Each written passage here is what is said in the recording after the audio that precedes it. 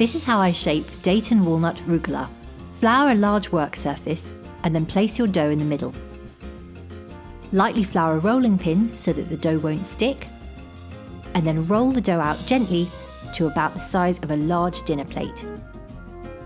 This will be easier if you turn the dough round a quarter turn after every few rolls.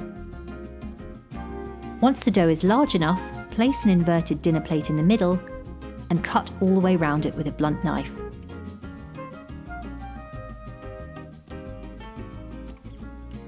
Remove the excess dough and then scatter your filling all over the middle, leaving a 1-inch gap around the edges.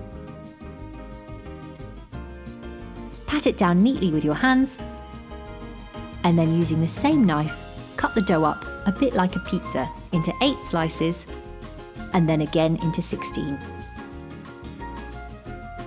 To shape the dough, roll up the triangles with the largest end first so you've got something that looks like a small croissant. Transfer each one to a lined baking sheet and carry on until all of the dough is rolled.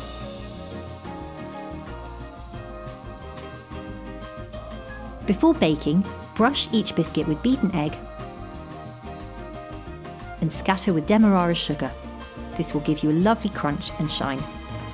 You can chill the biscuits now, but I usually bake them straight away. These are lovely eaten warm, but once cool can be stored for up to 3 days in an airtight container. In my house, they rarely last that long.